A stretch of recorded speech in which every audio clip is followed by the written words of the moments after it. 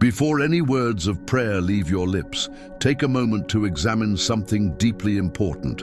Where have your eyes been fixed? Because whatever holds your gaze for too long will eventually begin to shape your heart. If your attention stays on your struggles, anxiety will quietly grow. If your focus remains on past failures, guilt will start to define your thoughts. And if your eyes remain on the distractions of this world, your spiritual hunger will slowly begin to fade. But when you choose to fix your eyes on Jesus, something begins to realign within you. Confusion loses its grip. Fear begins to weaken. Your soul finds direction again. Scripture tells us in Hebrews 12:2 to fix our eyes on Jesus, the author and finisher of our faith. This means your story did not begin with your mistakes nor with your pain. It began with him, and what he started, he is faithful to complete. Everything around you may change.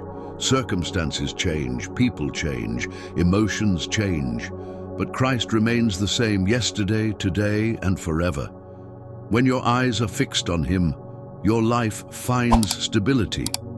When your focus drifts, confusion begins to grow.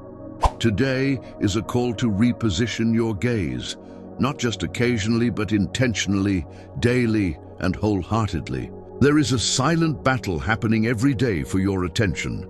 The enemy understands that if he can distract your eyes, he can weaken your heart. That is why he constantly tries to make you focus on fear, comparison, worry, and discouragement. When you look only at problems, they begin to feel overwhelming.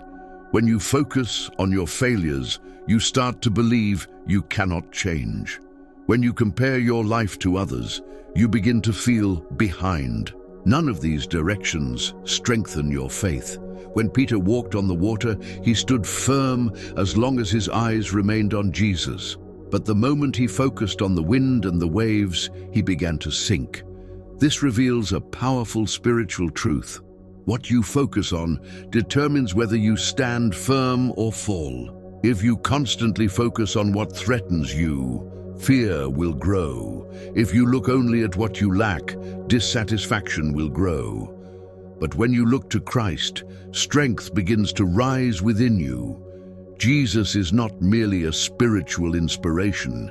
He is the center of your faith, the foundation of your life, and the direction for every step.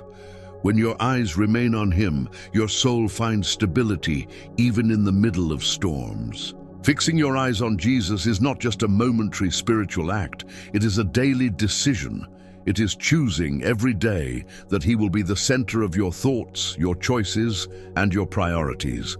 When Christ occupies the center, everything else begins to fall into its proper place. Confusion often arises not because God has moved away, but because our attention has wandered. When you return your gaze to Jesus sincerely, something shifts inside you. Your heart realigns, your mind settles, your soul finds direction again. Following Christ is not merely believing in him, it is walking with him. It is allowing his will to stand above your own. It is trusting him even when the path is unclear. It is remaining faithful even when no one is watching. Jesus said in Matthew 16:24 that whoever wishes to follow him must deny themselves, take up their cross, and follow him. These words reveal that true faith is not shallow. It requires surrender. It requires priority. It requires genuine love for God above all else. Following Jesus means choosing what is eternal over what is temporary. It means valuing his presence above every distraction. It means deciding that nothing in this world is more valuable than walking with Christ. Taking up your cross and following Jesus is one of the deepest calls of the Christian life.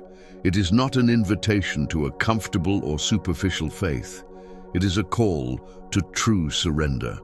When Jesus spoke about denying yourself, he was teaching that following God requires placing his will above your own.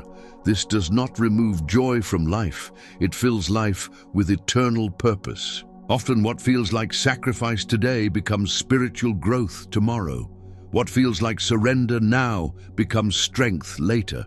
The cross represents surrender, but it also represents victory. It represents pain, but also redemption. It represents death to self, but life in the Spirit. Each time you choose obedience over impulse, your faith grows stronger. The world teaches you to seek comfort and immediate satisfaction, but the path of Christ teaches you to seek what is eternal. It teaches you that God sees every faithful decision. It teaches you that nothing surrendered for Him is ever wasted. The Apostle Paul reminds us in 1 Timothy 4:8 that physical training has some value, but godliness holds value for all things, bringing promise for both the present life and the life to come. We live in a world that emphasizes appearance, performance, and achievement. Yet all these things are temporary.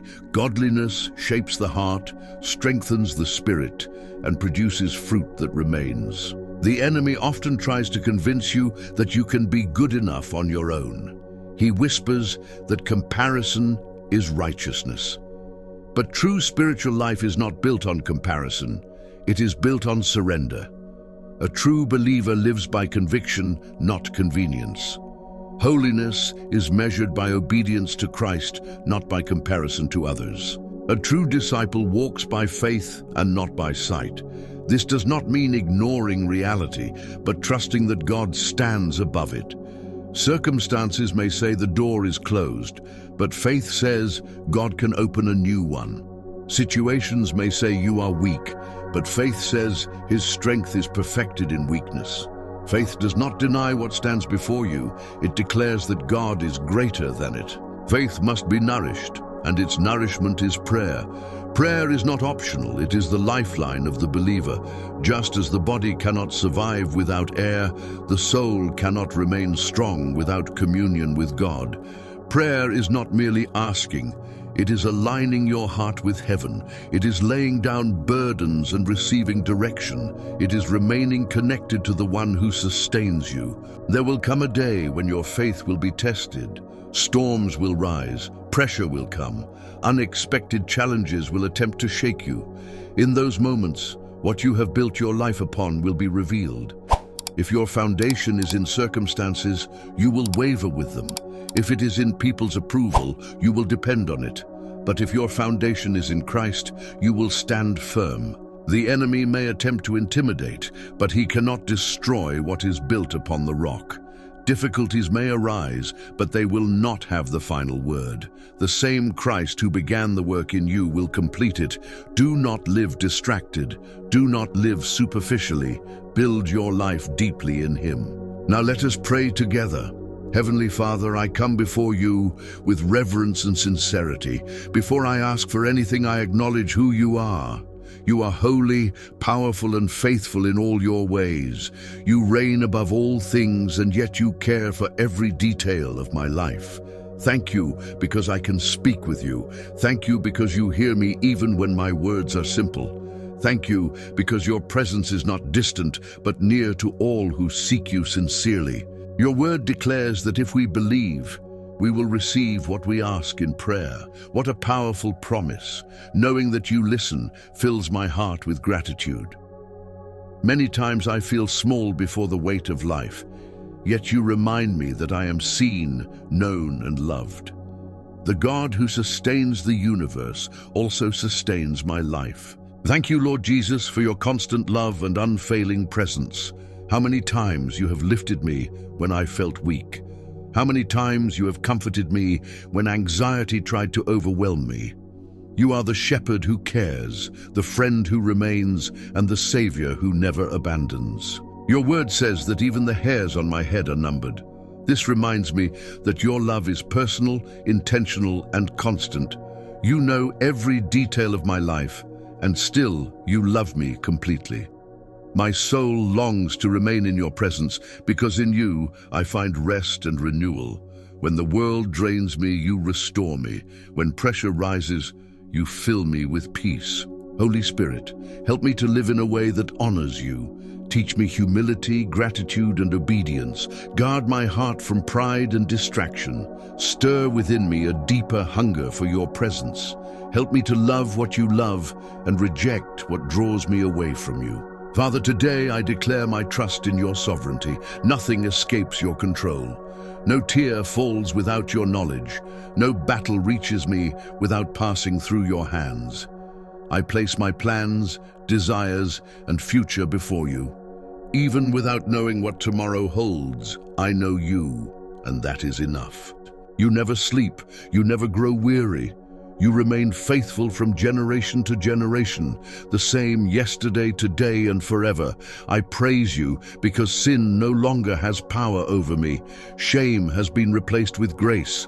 Death has been replaced with the promise of eternal life through Christ. My life belongs to you. My heart belongs to you. My faith is anchored in you. I worship you. I honor you. I glorify your holy name. In the mighty name of Jesus, amen.